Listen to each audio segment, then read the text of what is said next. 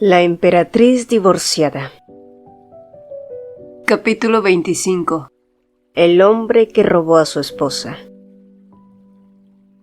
Sobieshu había perdido la memoria, o para ser más exactos, olvidó los últimos 6 años de su vida, lo que significaba que no recordaba haber sido coronado como emperador, ni mucho menos su escandaloso divorcio con Navier y que ésta ahora vivía en Occidente con otro hombre. Naturalmente tampoco recordaba las razones detrás, ¿no? No recordaba a ninguna Rashta, ni un amante. De hecho, cuando Karl intentó explicarle todos los acontecimientos, Sobieshu se negó a creerlo, calificando las palabras del marqués como una absurda barbaridad. Eso no tiene sentido. ¿Cómo podría abandonar a Navier? Sí, todo el mundo pensó lo mismo en su momento, pero Sobieshu siguió sin creerlo, incluso después de buscar a su antigua esposa por todo el palacio. No quiso creerlo, y el impacto de esa nueva realidad fue tan duro que Sobieshu volvió a colapsar.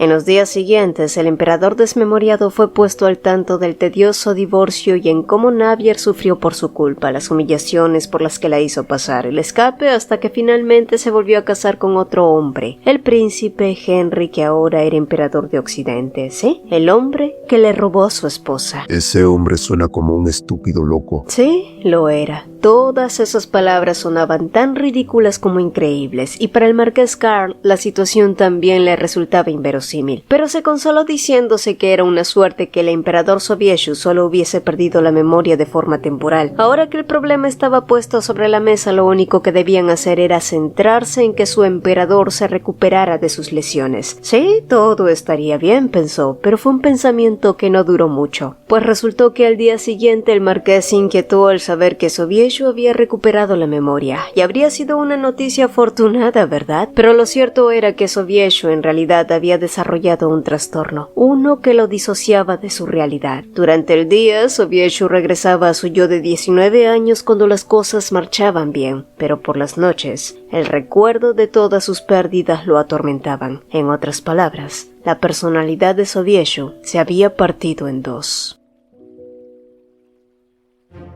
¿Por qué? Porque su matrimonio con Navier empezó a deteriorarse después de que asumiera el trono. A medida que Sobieshu leía los diarios de su propia perspectiva, más se convencía que el Sobieshu de 25 años era un idiota que ni siquiera intentó entender a su esposa, y sin poder soportar seguir leyendo, revisó los otros documentos que tenía a la mano. Se trataba de unos informes sobre el extraño fenómeno de la disminución de maná que había empeorado en los últimos años, y según el reporte, todo apuntaba al hombre que se había casado con su esposa, el emperador Henry. Pero ¿por qué el Sobieshu de 25 años había empezado a sospechar del emperador de Occidente? En el informe se documentó el testimonio del decano de la Academia de Magia, que afirmaba la existencia de un collar enviado de Occidente a la maga Evali, la niña patrocinada por Navier. Ese collar parecía ser un punto clave en la investigación del fenómeno, pero luego un día fue robado por un ave antes de que obtuvieran resultados. Así que su yo de 25 años había comenzado a sospechar de Occidente tan pronto apareció esa ave. La razón de sus sospechas fue porque, según el decano, el emperador Henry era un mago excepcional también, aunque esto no era de conocimiento público. Sobieshu volvió a poner el informe en el sobre, examinó los otros diarios y confirmó que solo contenían los registros de sus días después de convertirse en emperador. No tenía recuerdos más allá de sus 19 años, pero los diarios correspondían a los últimos 3 años, por lo que los 3 años intermedios estaban en blanco. Estoy seguro de que esos diarios también están en algún lugar de aquí.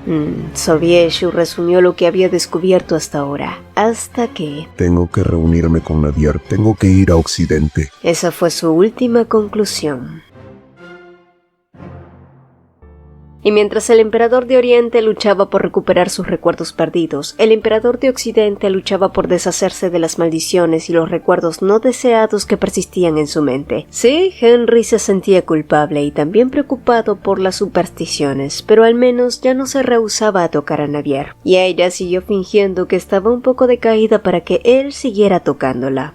Incluso se aprovechó más de la cuenta. Me gustaría volver a trabajar, Henry. Y aunque Henry no parecía muy de acuerdo con eso, al día siguiente convocó al médico, a McKenna, y entre los 4 pasaron 2 horas determinando qué trabajo podría hacer su reina que no demandara demasiado esfuerzo. Al final se decidió que Navier podía asistir a reuniones del consejo. ¿Y sí? Esa exposición a debates políticos, funcionarios jadeantes y un sinfín de papeles deslizándose como cartas en una timba ilegal resultó ser sorprendentemente revitalizante, al menos para Navier, claro, hasta que el canciller, que estaba en plena disertación sobre represas y catástrofes anuales, se giró hacia ella con una sonrisa sospechosamente amable, pues resultó que en ciertas zonas siempre ocurrían inundaciones cada año, y cada año se reconstruía una presa derrumbada. Todo era a causa del dragón de agua que vivía en el fondo del río. ¿Entonces siempre evacuó en el mismo pueblo?, preguntó Navier mientras el canciller bajaba la mirada.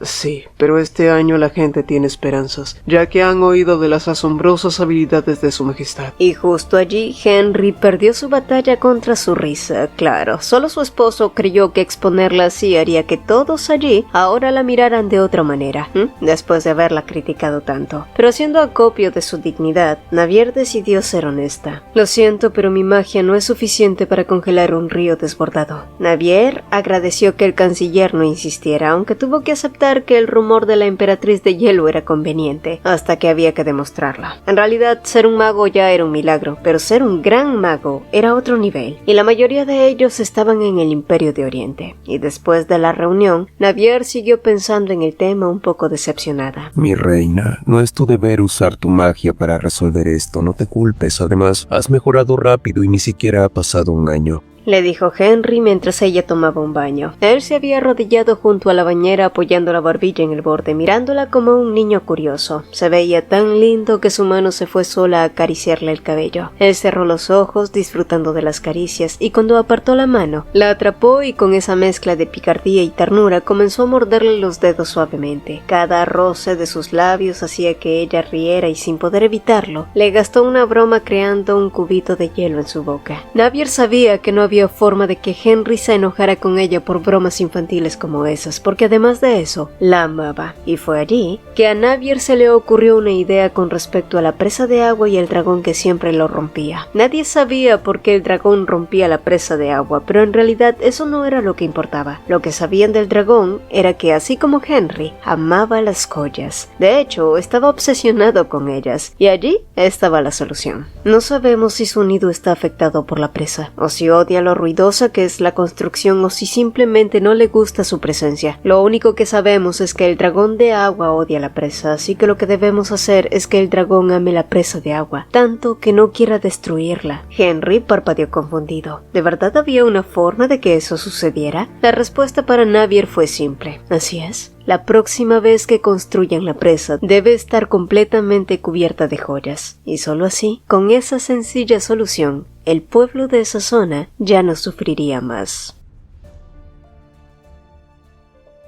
La lluvia caía con insistencia esa tarde. Navier caminaba por el jardín absorta en sus pensamientos, tan ensimismada que ni siquiera notó cuando alguien le quitó el paraguas de las manos con toda la delicadeza del mundo. Al girarse, con el cabello empapado, se encontró con Henry. Un diamante por tus pensamientos. Su cabello mojado le caía sobre la frente y su ropa, incluyendo sus labios, estaban empapados, y si no hubieran estado en un lugar donde cualquier persona podía aparecer, ella ya se habría puesto de puntillas para besarlo sin piedad.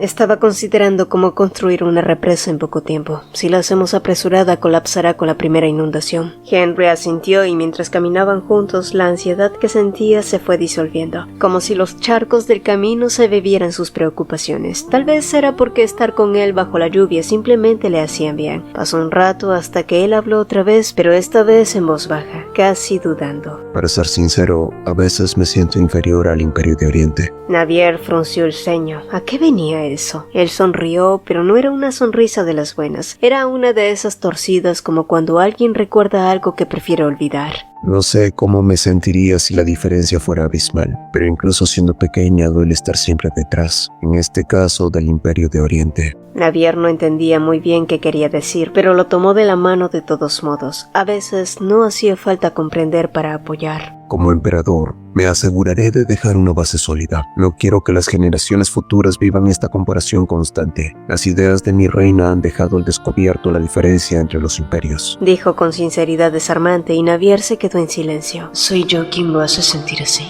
pensó. recordando que Henry había pasado años preparándose para una guerra contra el Imperio de Oriente y que canceló por ella. ¿Se arrepentía? Se preguntaba qué habría pasado si hubiera seguido ese camino. Tal vez sí, tal vez no. Pero ese fantasma de lo que pudo ser empezaba a molestarla más de lo que le gustaba admitir. Y si algún día se arrepentía de haberlo dejado todo por ella. Sin embargo, un viento caprichoso la sacó de esos pensamientos, empujando su cabello a la cara y empapándolos a ambos. Y antes de que pudiera protestar, Henry la rodeó con sus brazos, protegiéndola de la lluvia como si eso fuera suficiente para protegerla también de sus inseguridades. Cuando finalmente la soltó, las gotas resbalaban por el rostro de él como si hubiera llorado. Ella tocó su mejilla con suavidad, el calor volvió a recorrerle, cerró los ojos y él aprovechó para besar la punta de su nariz 1, 2, 3 veces.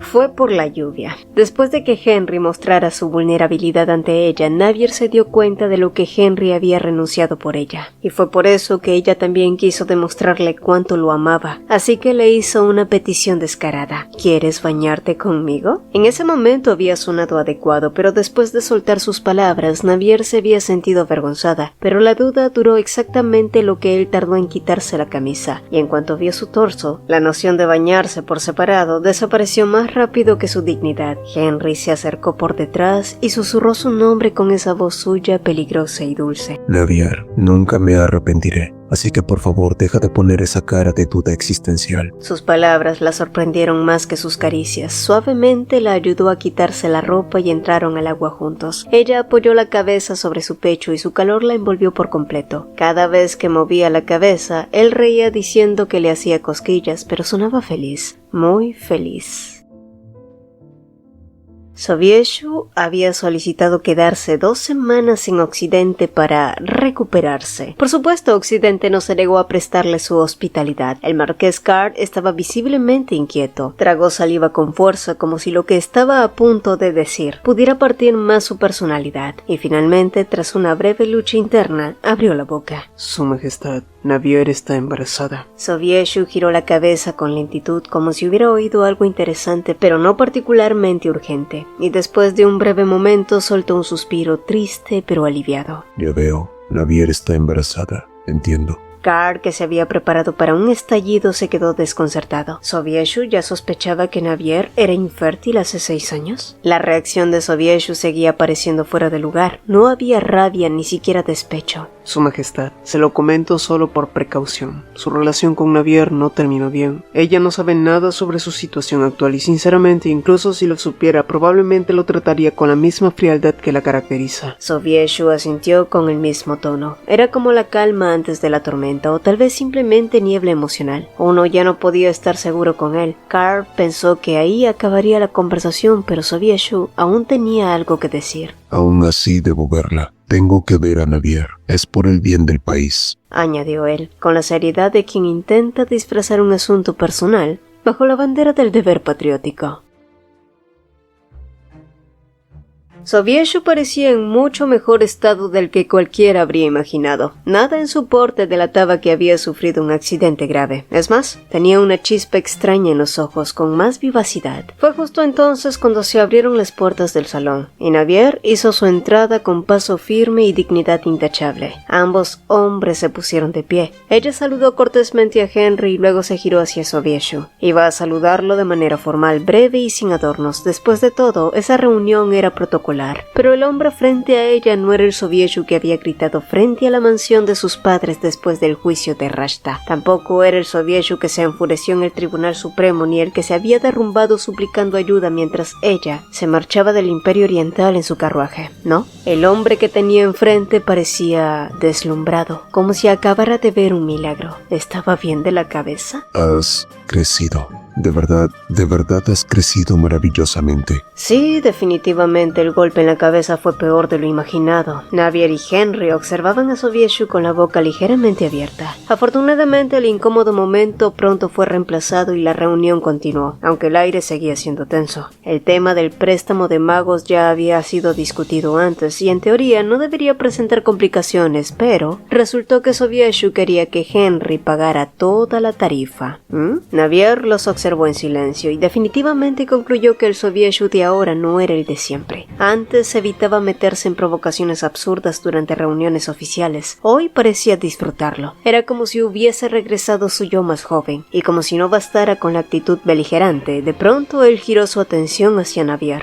Claro, entre nuestros países también podía hacerse ciertas concesiones, dijo con voz suave. Era obvio que había cambiado el tono a propósito. Todos lo notaron, y también notaron cómo Sobieshu no podía dejar de mirarla.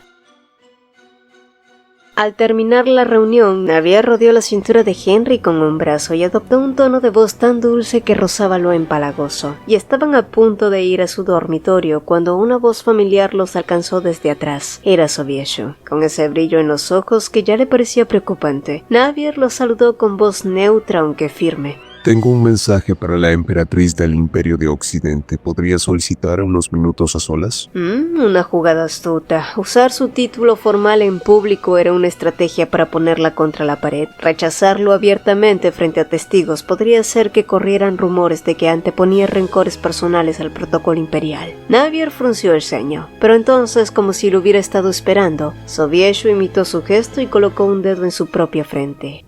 ¿Qué estaba haciendo? Entonces, Navier lo entendió. En los días en los que eran jóvenes, cuando Sobieshu aún era solo el príncipe heredero, solía presionar su dedo contra su frente cada vez que ella fruncía el ceño. A veces la hacía reír y otras veces le hacía olvidar por qué estaba enojada. ¿Acaso estaba tratando de volver a ese tiempo? ¿A esa versión idealizada de ellos que solo existía en su cabeza? Henry, que había permanecido en silencio hasta entonces, intervino con voz firme, pero Sobieshu sonrió con descaro. Perdón, pero no es un asunto apropiado para ser discutido con el emperador del Imperio de Occidente. El ambiente se tensó de inmediato. ¿Y qué exactamente tienes que decirle a mi esposa que yo no pueda escuchar? Navier le apretó la mano, pero Sobieshu, con esa habilidad suya para provocar sin levantar la voz, volvió a repetir la palabra prohibida con una sonrisa. Esposa. Lo que quiero discutir es un asunto entre emperatrices. Si tuviera esposa, le habría confiado esta tarea a ella, pero como sabes, no estoy casado ahora. Así que, dado que desempeño los roles del emperador y emperatriz, solicito una reunión entre emperatrices. Por lo tanto, pido que el emperador del Imperio de Occidente se retire. Su Majestad Navier, ¿podría darme unos minutos para hablar con usted? Pero qué lógica más retorcida.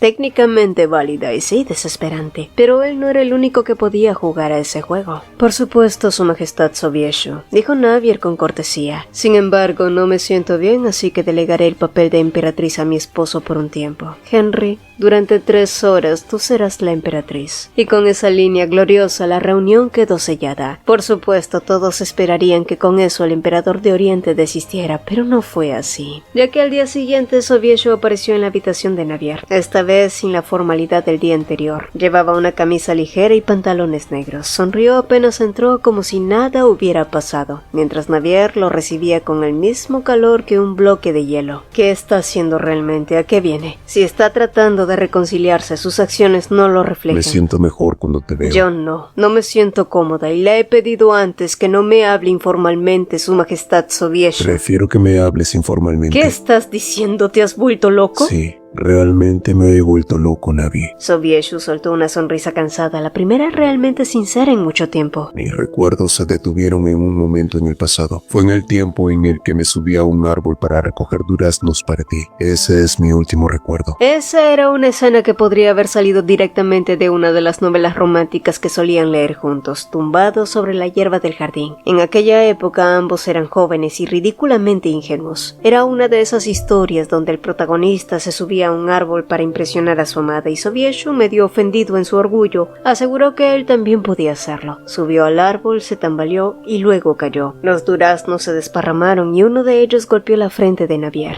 Al final, ambos terminaron juntos en el suelo, rodeados de plumas de almohadas y frutas deshechas. Una de las plumas aterrizó en los labios de ella. Sobieshu la retiró con cuidado y en ese instante le robó un beso fugaz. Fue el primero que compartieron. Y ahora Sobieshu hablaba como si ese ese recuerdo fuera todo lo que quedaba en su mente. Navier no esperaba llorar, no por eso, pero en ese día soleado la nostalgia dolía. Le dolía recordar que alguna vez fueron felices, lo odiaba por eso. ¿Y para qué mencionarlo ahora? ¿Para qué remover una herida que ella llevaba años intentando cerrar? No mientas, le espetó con voz gélida. Sobieshu sonrió con tristeza, bajó la mirada y susurró. Sabía que no sería bien recibido aquí, pero tenía que venir. Eso es suficiente, respondió ella impasible. Tenía que asegurarme de que estabas bien. Detente. Su voz resonó en la sala y Sobieshu por fin se calló. Vete. Fue la primera vez que Navier olvidó la diplomacia. ¡Fuera! Me iré. Seré obediente, dijo él y se fue. Pero Navier se quedó mirando la puerta cerrada con la mente dando vueltas. ¿Acababa de usar la palabra obediente? El mismo hombre que una vez le gritó con esa frialdad imperial que la había dejado helada. No puedes ser obediente, por una vez le había dicho. Y ahora era él quien obedecía. ¡Qué ironía! Pero tampoco fue la última vez que volvería a ver a Sobieshu, pues al día siguiente volvió a visitarla con el deseo de discutir un asunto oficial. Escuché que su majestad es maga. Así es, respondió ella seca.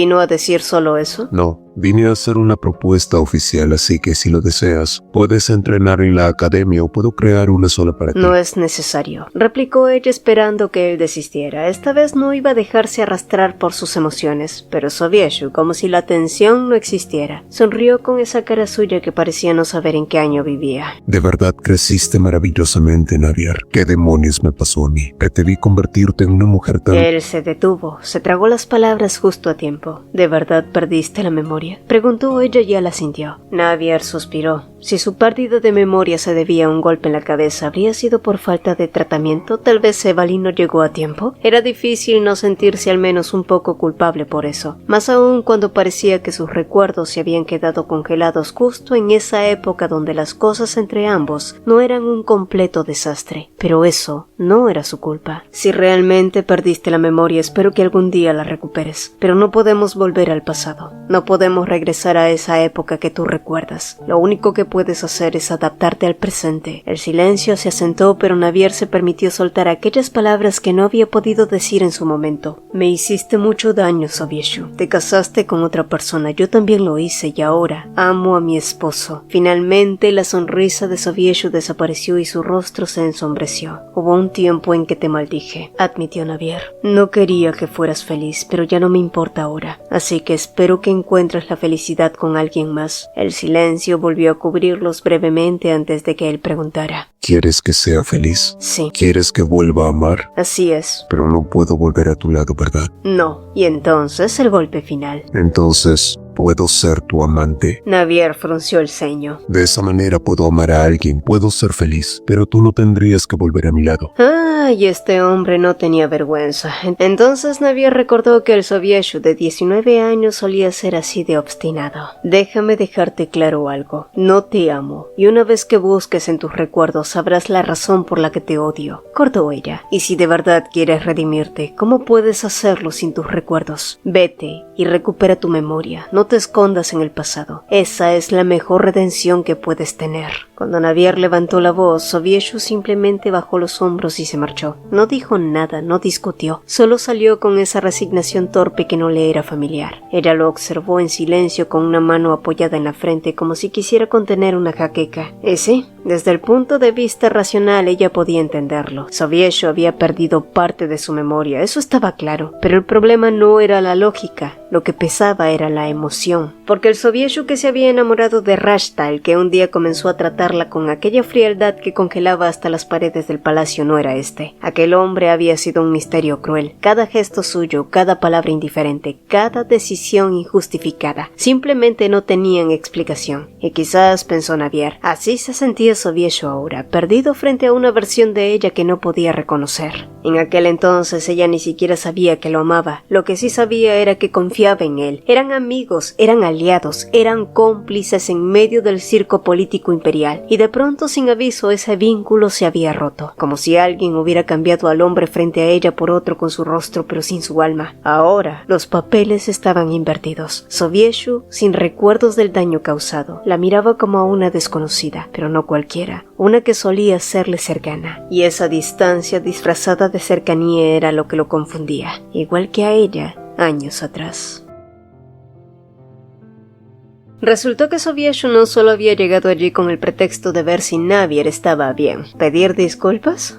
Era un mentiroso. De lo contrario, no habría hecho que sus magos se disfrazaran de simples sirvientes. Y al descubrir eso, Navier precisó que necesitaban ser extremadamente cuidadosos para ocultar la verdad. Pues sí, si Henry había renunciado a sus planes de guerra por ella, entonces ahora era su turno de ayudarlo a ocultar lo que había hecho. Y esa misma noche, el mismo Henry llegó anunciando una contramedida perfecta para que el Imperio de Oriente no pudiera husmear en el fenómeno de la disminución de maná. Aprovecharían el hecho de que ahora estaban en su territorio para vigilarlos de cerca, pero cuando Henry sugirió eso, Navier nunca imaginó que la situación se tornaría tan rara e incómoda, porque así fue como terminó almorzando sentada entre Henry, Sobieshu, McKenna y el Marqués Carr. Todo un enjambre de llamados absurdos, infantil y sí, de alguna manera divertido. O así fue hasta que Henry hinchó el pecho mostrando así la lágrima de hada, y de la nada, Sobieshu se agarró la cabeza con una expresión de profundo dolor. Su intención de luchar contra Henry había desaparecido. Parecía que realmente estaba sufriendo. El Marqués Carr entró en pánico mientras llamaba a Sobieshu. McKenna ordenó que llamaran al médico. Henry hizo eco a esa orden y Navier no pudo evitar tragar saliva. Y en un instante, Sobieshu, cuyos ojos estaban inyectados en sangre, perdió toda fuerza y se desplomó. Los gritos del Marqués Carr se mezclaron con el bullicio cuando llegó el médico de palacio, y de repente Navier recordó la leyenda de la lágrima de hadas, que se decía provenía de un hada que perdió a su esposo y cayó en un sueño eterno.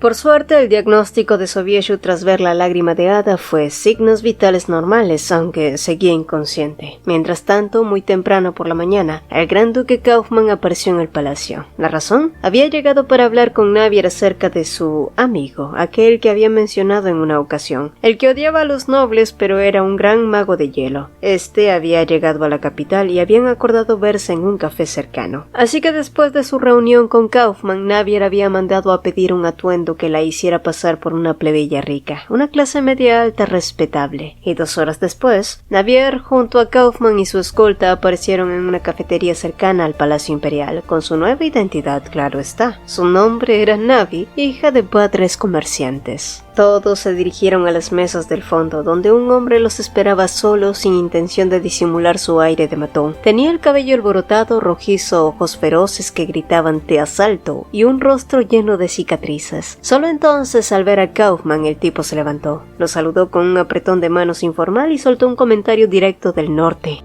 Estuve por el reino del norte, precioso todo, pero hace un frío del carajo. Esos tipos deben de tener piel de rinoceronte. Kaufman lo miró visiblemente incómodo, pero el hombre solo se rió en su cara y pronto el gran duque presentó a su amigo cuyo nombre era Dolci, quien le dio una palmada a Navi sin mostrar el más mínimo interés. Con suerte Dolci no pareció odiarla ni caerle mal, pero cuando Kaufman le preguntó si podía darle clases de magia de hielo, este se negó rotundamente con un encogimiento de hombros. Era demasiado trabajo y él era demasiado flojo. Pero mientras ellos hablaban de cosas que no le interesaban en lo más mínimo, Navier miró más allá de otra mesa y se congeló. Sobieshu estaba entrando a la cafetería con una capucha y todo lo demás. Por acto reflejo, Navier saltó de su asiento y Kaufman la siguió a leer sus pensamientos. Todos se apresuraron a salir de allí bajo la mirada atenta de Dolci, pero justo antes de cerrar la puerta del carruaje, una mano enguantada se interpuso y cuando levantó la mirada, sus ojos verdes se encontraron con los oscuros de Sobieshu. Y así, su intento de pasar desapercibida se fueron al carajo. Por suerte fue fácil dejar atrás a Sobieshu, pero lo que Navier no pudo abandonar fue la duda que surgió al verlo en un lugar como ese que supuestamente solo era frecuentado por plebeyos. Así que después de regresar le había pedido al vizconde Lander que investigara al respecto. Sin embargo, cuando este regresó, reportó que Sobieshu se había visto envuelto en una pelea en un lugar cerca al que habían estado. Al parecer porque un borracho había hablado mal de ella como emperatriz, y ese comportamiento errático era tan impropio de Sobieshu, quien siempre mostraba una apariencia constantemente arrogante y digna, y ojalá él recuperara todos sus recuerdos, pensó Navier, o al menos poder descubrir sus verdaderas intenciones.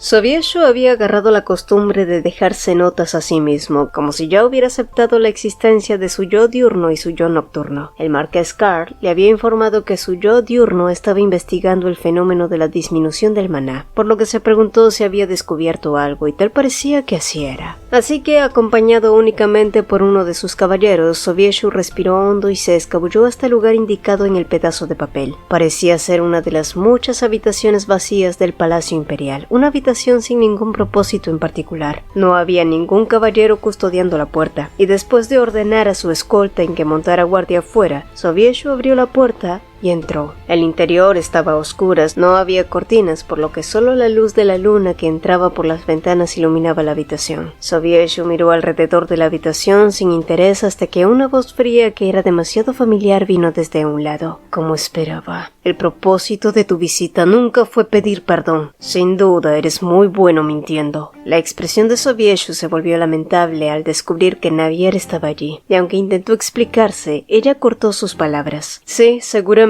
viniste para investigar el fenómeno de la disminución de maná. Sé que has sospechado desde hace mucho del Imperio de Occidente. Si viniste con un propósito, dilo honestamente y deja de fingir emociones que no sientes. Arrepentimiento, culpa. No te aproveches de ello. No, Navier, sabes que esa no fue mi intención. Lo cierto es que no te conozco, nunca lo hice. El hombre que creí conocer al final me echó porque estaba enamorado de otra mujer. Eso es lo único que sé. Después de eso, Navier salió de allí inmediatamente y nunca miró hacia atrás.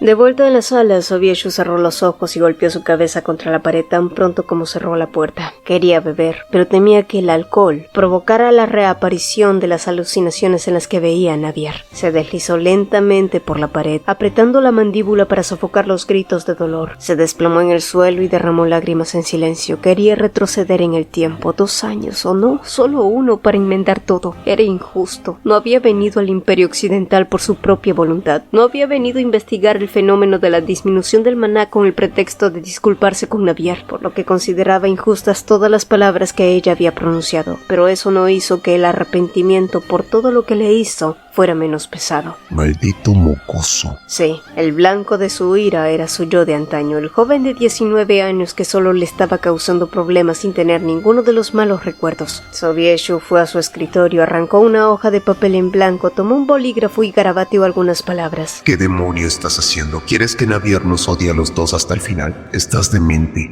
Y una vez que terminó la carta, la dejó sobre el escritorio arrugada y se giró hacia el marqués Carl. Deshazte de él, ordenó. Desconcertado, el marqués miró a Sobieshu sin comprender. ¿Deshacerse de quién? Y solo lo comprendió cuando Sobieshu escupió sus siguientes palabras. Encuentra una manera de deshacerte de mi maldito yo que aparece durante el día.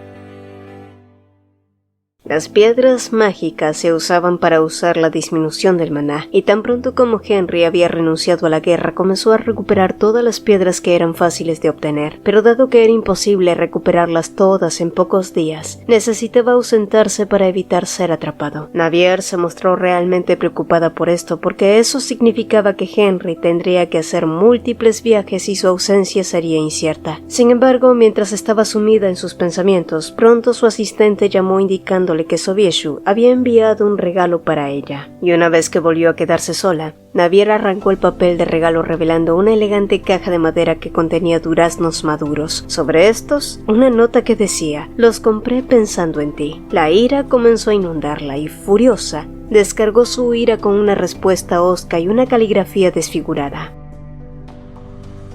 La caja que había enviado a Navier fue devuelta, junto con una nota garabateada que decía: «Han pasado solo unas horas desde que te hablé claramente. Si te sientes un poco arrepentido, deberías irte. Realmente eres un sinvergüenza». El Sobieshu de 19 años no tenía idea de que su yo nocturno se había reunido con Navier. Había visto la nota en la que su yo nocturno le preguntaba si quería que Navier los odiara a ambos hasta el final, pero nunca pensó que fuera porque se encontró con ella. Además, también estaba la conducta del marqués Carl, que había dejado claro que para él, el verdadero Sobieshu era el nocturno. ¿Sería que entre ellos dos estarían conspirando para deshacerse de él? Bueno, si era así, tenía que hacer algo para terminar con su yo nocturno. El viento salado sopló y pronto se escuchó el canto de una cacatúa. El duque Ergi alzó la vista y el pájaro le ofreció la carta que traía con ella. Era una carta de Henry en la que le preguntaba si podía ayudarlo a recuperar las piedras de maná plantadas en Bohian Blue. Henry siempre había sido alguien práctico y Ergi suspiró, porque sabía lo que eso implicaba. Regresar a Bohian Blue, donde seguramente lo recibirían con abrazos de reproche y discursos pasivo-agresivos. Entonces imaginó a esa mujer, siempre tan tranquila, diciendo con voz serena que no debió haber herido a nadie, y a su padre, tragándose la incomodidad a sorbos de café. Pero a estas alturas ya ni siquiera le importaba. Mientras tanto, en otro lugar, Navier sonrió para sí misma al recordar su fortuito encuentro con Dolci, que había sido más que revelador. A pesar de que el hombre era alguien que odiaba la nobleza, tal parecía ser muy listo y se había dado cuenta de que ella era alguien muy importante. Pero más que eso, le entregó un dibujo que parecía indicar una petición. Y si bien al principio Navier no comprendió qué significaba sus garabatos, después de que éste se lo demostrara, Navier comprendió que Dolci y el dragón de Yelon eran una misma identidad. Sí, el dibujo extraño parecía ser solo un bosquejo de dónde y cómo quería que se distribuyeran las gemas en la nueva represa. Sin embargo, los pensamientos de Navier se vieron interrumpidos cuando un caballero llegó tarde por la noche con un mensaje urgente, pues tal parecía que el gran duque Litlian había desaparecido. El hombre que fue acusado de intentar ahogar al hijo del duque Semencia y que se suponía había sido sentenciado a ser encerrado en la Torre Roja. ¿Cómo pudo ese hombre escapar de un lugar que estaba estrictamente resguardado? Navier miró al caballero, que mantenía un rostro nervioso. ¿Aún hay algo más?, preguntó ella al mismo tiempo que un trueno rompió el cielo afuera y una tormenta estallaba. La lluvia no cesaba, caía en cortinas grises que hacía imposible distinguir más allá de unos pocos pasos. El gran duque Litlian, empapado hasta los huesos y maldiciendo en voz baja, tironeó de la capa que le cubría la cara mientras le gruñía a su acompañante hacia dónde iban. Pero el otro hombre continuó con sus eternos como si aún no se decidiera. Fue demasiado. Litlian no sabía si echarse a llorar o matarlo, pero no hizo ninguna de las dos cosas. Él tenía el rostro deformado. Una piedra había sido cocida dentro de su boca como castigo, un método creativo de tortura cortesía del maniático emperador. Tranquilo, gran duque, dijo el hombre con voz suave, casi divertida. Ya te lo dije, tienes que confiar en mí. El hombre bajó la vista y sin ninguna prisa movió el paraguas ligeramente en dirección a la capital, exactamente el lugar que Litlian quería evitar como la peste. Olvidé que necesito reunirme con alguien más antes de irme. Un trueno iluminó el cielo justo en ese momento, haciendo que los ojos grises del hombre destellaran.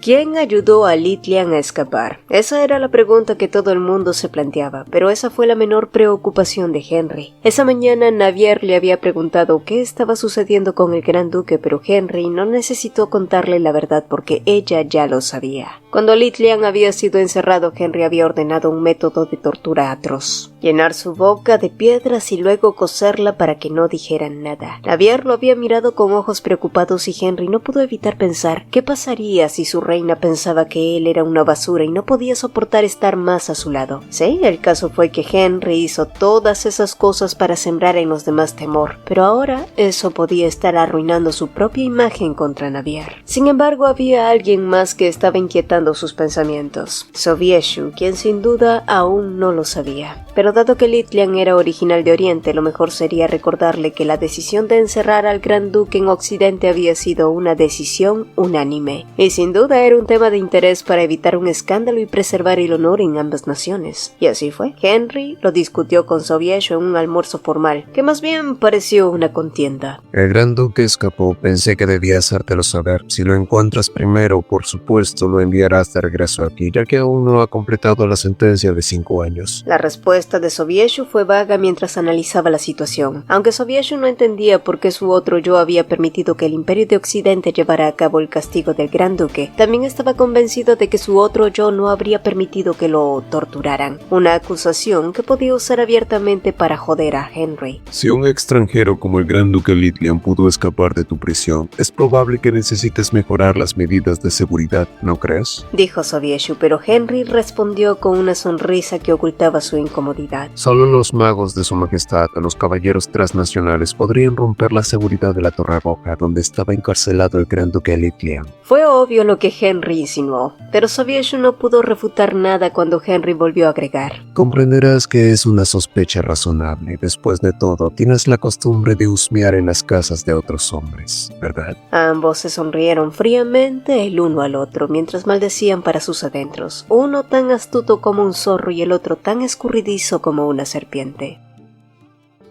Los días siguientes se volvieron predecibles. Sobieshu seguía enviando flores, joyas y regalos como si eso pudiera arreglar algo, y Navier lo rechazaba todo sin excepción. Lo único que cambió fue la aparición de un visitante inesperado. Ángel, capital de la 4ª división de los Caballeros de las Sombras, venido del continente lunar. El vizconde Lander ya le había advertido sobre él. Sin importar lo que él pidiera, la respuesta siempre debía ser no. Ángel era guapo, carismático y sonreía como si todo fuera un juego. Tenía esa clase de presencia que obligaba a no confiar, y Navier no lo hizo. No tienes por qué estar nerviosa, mi señora, dijo sentándose como si estuviera en su casa. Solo vine a pedirle un favor al teniente de la 5ª división. Verás, en el camino encontré a un hombre en muy mal estado. Demacrado, la boca llena de heridas, bastante impactante, la verdad. Sonrió de forma demasiado amplia, luego bajó la voz como si estuviera compartiendo un secreto que disfrutaba más de lo debido. Tenía puntos de sutura alrededor de la boca, como si alguien la hubiera cosido para cerrarla.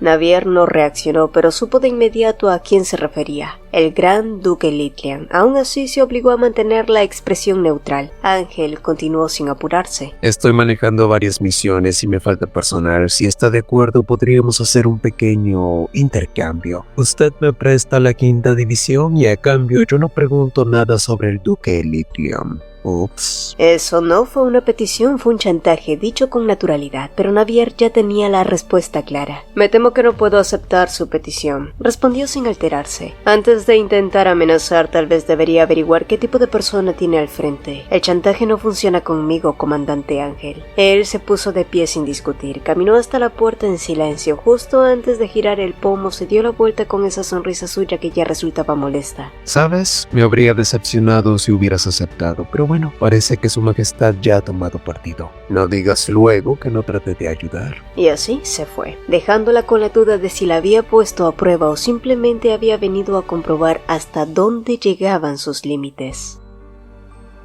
Se dijo que el gran duque Litlian fue encontrado en pésimo estado frente a la embajada del Imperio Oriental, en plena noche. Los diplomáticos avisaron de inmediato a Sobieshu, quien tuvo que regresar sin demora a Oriente. Para Navier fue un alivio, no porque se alegrara de lo que pasó el duque, sino porque significaba que Sobieshu se iría. Pero incluso con esa tranquilidad no podía evitar sentirse dividida. Una parte de ella quería consolar a Henry y otra temía hacerlo. ¿Y si él lo malinterpretaba? ¿Y si la resentía? Pero lo que más le desconcertó fue que Henry no puso objeciones. Dejó que el gran duque se fuera con Sobieshu sin decir nada, y eso no era común en él. Peor aún, si el comandante Ángel fue quien liberó a Litlian, ¿por qué lo entregó tan fácil? Ya había demostrado que no tenía problema en recurrir al chantaje, así que, ¿qué ganaba soltándolo? De todos modos, su partida trajo algo de paz, o eso pensaron.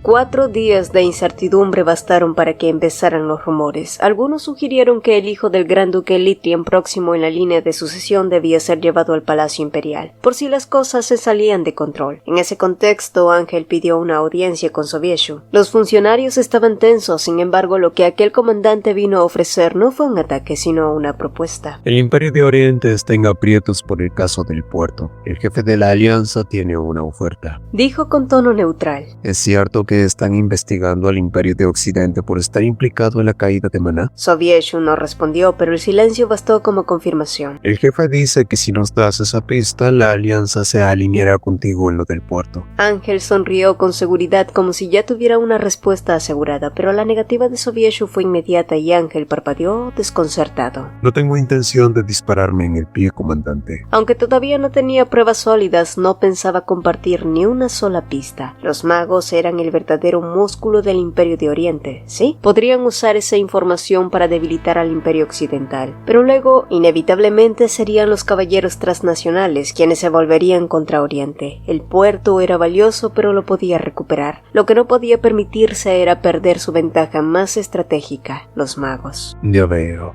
Es una pena, Su Majestad. Y así sin más se marchó. Afuera su asistente recibió a Ángel, quien habló como si hubiera perdido una apuesta y no una negociación internacional. Ángel había creído que Sobieshu cedería para no dañar su imagen, pero tal parecía que los magos valían más que el puerto. Claro, este no era el fin del juego, y tras pensarlo un poco, ordenó que fueran a Bohian Blue. El plan para matar 2 pájaros de un tiro falló, así que ahora tendría que resolverlo todo por separado. Mientras tanto, en el Palacio Imperial, Sobieshu había mandado a llamar al Marqués Carr para que transmitiera al rey de Bohian Blue que pensara bien sus movimientos si es que apreciaba la amistad entre ambas naciones.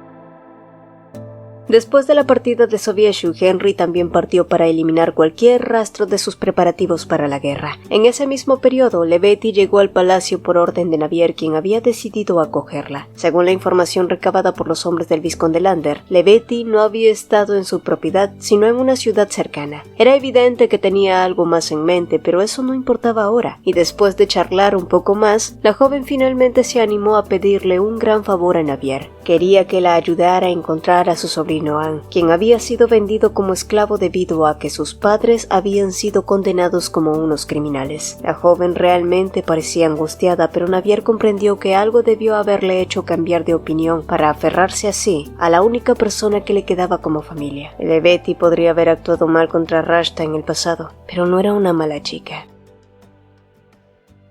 Esa noche, Navier no dejaba de caminar de un lado a otro, preocupada por si Henry estaba herido. En medio de eso, también recordó que Sobieshu le había enviado una carta el día anterior. No la había leído porque no pensaba responderla, pero ahora la necesitaba como excusa para contactar al Imperio Oriental y pedir información sobre el sobrino de Lebetti. Cuando por fin la abrió, no encontró lo que esperaba. En lugar de cualquier formalidad o indirecta personal, Sobieshu hablaba del comandante de la 4ª División, Ángel, y de la oferta que éste le había hecho. Según decía, se había negado a aceptar, pero lo más raro era lo que escribía al final. Por cierto, en mi diario mencionaba a un hombre llamado Duque Ergi. ¿Qué le hice para justificar su odio desmesurado hacia mí? ¿Sabes la razón de su rencor? Y mientras seguía leyendo, Henry entró por la ventana, pero su cara se endureció apenas vio la carta. Bueno, no son buenas noticias ni para mí ni para Sobieshu, dijo. Navier le explicó lo que decía y él asintió como si ya supiera lo que venía. Todo estará bien, no importa cuánto investiguen. Cuando elimine todas las pruebas no quedará nada. Al final la disminución del maná puede explicarse como un fenómeno natural. Después, sin rodeos y aún mirando la carta, preguntó.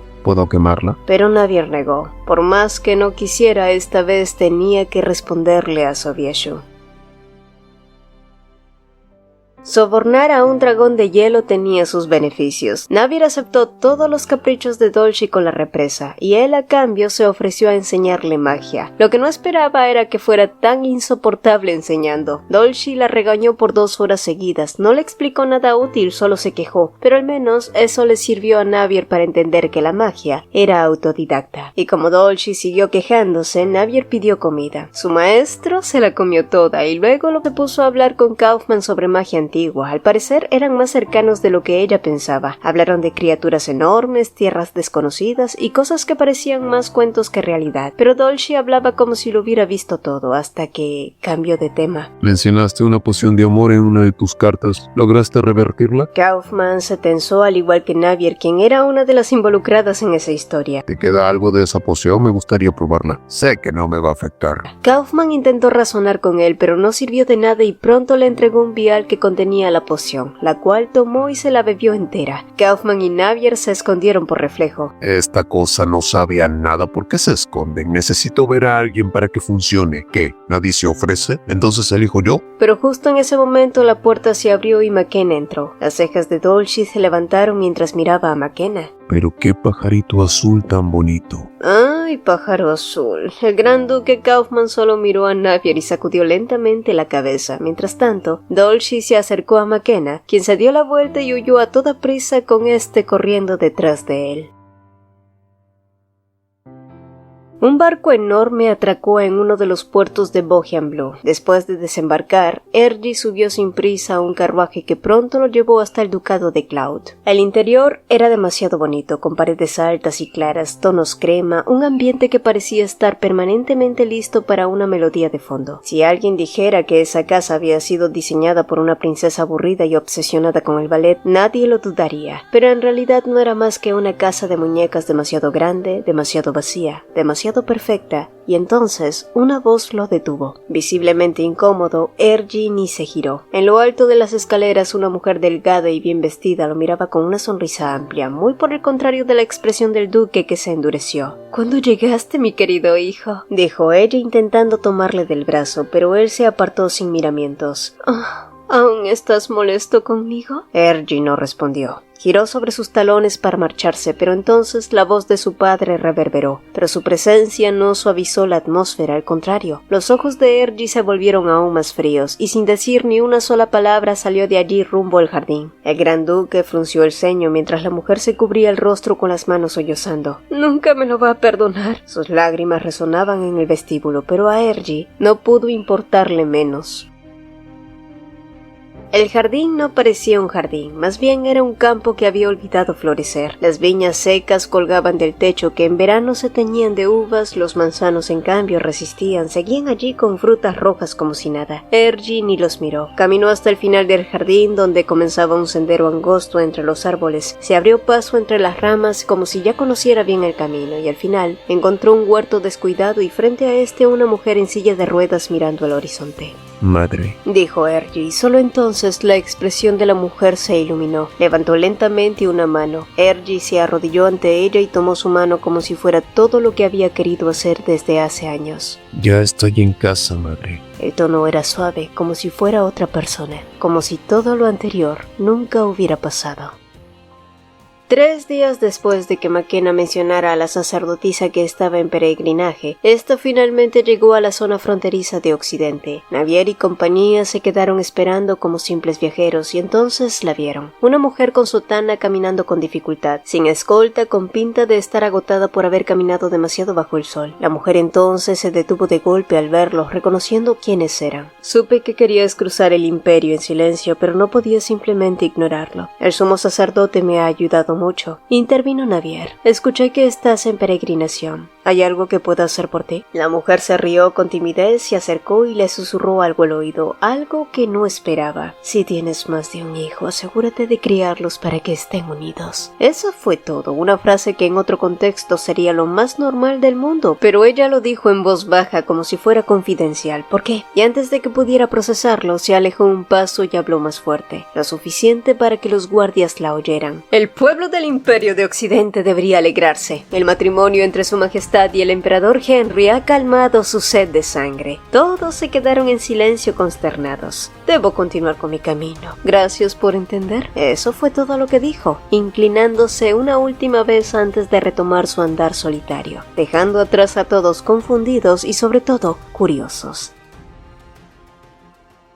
2 días después, Navier no podía dejar de pensar en la frase de esa mujer. No parecía nada especial, tenía un segundo sentido. Todos comenzaron a adivinar distintas interpretaciones. Quizás se había referido a que su hijo sería un gran emperador, o quizás que se convertiría en un gran mago. En fin, más tarde esa noche se estaba organizando una cena de despedida para los padres de Navier, que regresaban al Imperio de Oriente al día siguiente. Llevaban tiempo lejos de la finca Trovi, y como querían volver antes de que naciera el bebé, no podían quedarse más. Pero justo cuando se estaba poniendo el abrigo, Masta se le acercó con la cara roja para pedirle un favor. Pronto le entregó una nota arrugada y con una voz bastante extraña, tan impropio de ella que casi siempre parecía estar gritando, le pidió que se lo entregara a su hermano Koseir.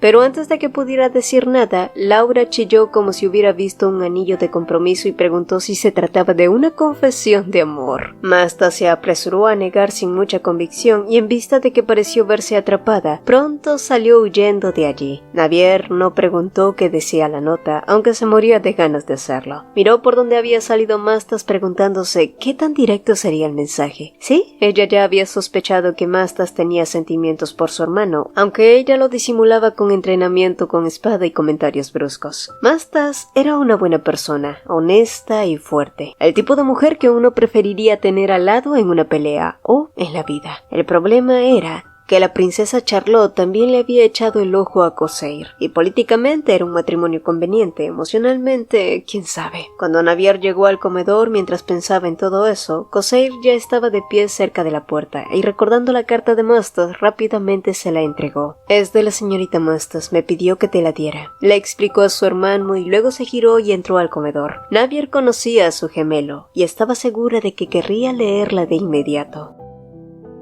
Corsair observó el papel y sonrió con curiosidad. Pensó en Mastas, esa dama de compañía que andaba por ahí con vestidos elegantes y una lanza al hombro, como si eso fuera lo más natural del mundo. Abrió la nota y leyó la letra garabateada en una simple línea. ¿Recuerdas la primera vez que me tocaste el trasero? Me enamoré de ti desde entonces.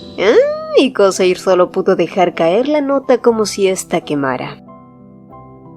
Durante la cena, el ambiente se mantuvo ligero y aunque fue así, Navier notó que durante todo ese tiempo Corsair estuvo cabizbajo. La nota claramente lo había descolocado. Cuando la cena terminó, Corsair fue directo y le entregó una carta a Navier para que se la diera a Mastas, a pesar de que inicialmente había dicho que no respondería. Ahora parecía haber cambiado de opinión. ¿Qué estaba pasando? Poco después, Navier le entregó la carta de su hermano a Mastas, quien la abrió rápidamente con el rostro sonrojado. Pero cuando leyó el contenido, su expresión lo dijo todo. Algo no había salido bien. Navier intentó llamarla, pero Mastas solo murmuró una respuesta corta antes de salir apresurada de allí. Oh, ¿Mastas estaba llorando? Solo entonces Navier recordó que justo en el momento antes de que ella le entregara su nota, Henry también había hecho lo mismo, pero no había podido leerla después de la cena, así que sacó el papel, lo desdobló y leyó. Cada vez que te veo me preocupa que te lastimes, Lord Corsair. Si alguna vez tienes miedo de ir a algún lugar o necesites apoyo, házmelo saber y yo te voy a proteger. También me preocupa bastante que te caigas por las escaleras. He tenido problemas para dormir por eso. Navier parpadeó confundida hasta que finalmente cayó en la cuenta de que ella misma había provocado un malentendido. Poco después, Corsair apareció con el ceño fruncido y una expresión que oscilaba entre la confusión y el leve pánico. Cuando estuvieron a solas, Navier le entregó una nota diferente. Esta es la verdadera nota de Mastas. La que te di antes no era de ella. Me confundí. Y devuélveme la otra nota, esa debe ser para mí. Pero Corsair ya había tirado esa nota. Entonces dime qué decía. Pero en vez de responder, Corsair salió corriendo de allí con la excusa de que debía aclarar el malentendido con Mastas de inmediato. Navier se quedó sola mirando la puerta y con la pregunta de ¿qué demonios decía su nota? Henry volvió empapado de sumisión bajo una lluvia torrencial y al día siguiente ni siquiera podía hablar, por lo que Navier llamó al médico. Al parecer solo tenía un resfriado y la garganta bastante inflamada. Henry se sujetaba el cuello frustrado por no poder comunicarse y Navier le tomó la mano dándole consuelo. No te preocupes, yo cuidaré de ti hasta que te mejores, le dijo ella sin tener idea de que su marido estaba desconsolado, pues algunos días atrás Navier en una muestra de afecto había pintado un cuadro que representaba su amor. El cuadro era una pintura de unos anillos sobre una tumba y desde ese día Henry había pensado que eso solo era el vaticinio de su matrimonio. Ahora con él enfermo, esa imagen regresaba a su mente inquietándolo aún más. Y horas después, Navier volvió a abrir los ojos preguntándose ¿dónde demonios estaba? Miró a su alrededor desconcertada. Estaba dentro de un palacio imperial, eso era seguro. ¿Pero cuál? ¿Era el Imperio de Oriente o era el de Occidente? No podía decirlo. Todo le resultaba confuso, como si estuviera viendo el lugar a través de un vidrio empañado. Últimamente su cabeza no andaba muy clara. ¿Estaba desorientada? Sí, pero no tenía miedo. Sus piernas comenzaron a moverse solas, llevándola sin pensar hacia un gran salón de banquetes. La puerta estaba entreabierta, lo cual era raro. Normalmente siempre la mantenían cerrada. Desde adentro no salía música ni voces alegres, sino un alboroto. La curiosidad pudo más y sin pensarlo entró. La escena la dejó pasmada. 2 enormes aves doradas volaban en círculos, chillando y batiendo las alas con fuerza y mostrándose los vientres hinchados como si estuvieran dispuestas a desgarrarse entre ellas. Se picoteaban entre sí, furiosas, las plumas volaban. Se apoyó en la barandilla para mirar mejor y fue entonces cuando vio el destello. Entre las aves había algo brillante. Entrecerró los ojos y se dio cuenta de que se trataba de una corona. Los pájaros no peleaban por territorio ni por comida, era por una corona, y justo cuando su mente trataba de encontrarle sentido a semejante imagen, una voz se escuchó de fondo. Reina. Navier parpadeó. De pronto todo desapareció. No había salón, no habían aves ni corona, solo una manta suave de marfil. Mi reina. Esta vez, al levantar la vista, no vio pájaros peleando, sino a Henry inclinado sobre ella mirándola con preocupación. Navier se enderezó de golpe. Me quedé dormida mientras te cuidaba. ¿Cuánto tiempo estuve así? Henry la dio la cabeza sin contestar directamente. ¿Y por qué estabas en esa posición tan incómoda? Y ahí fue cuando ella recordó todo. ¿Qué había sido ese sueño tan extraño?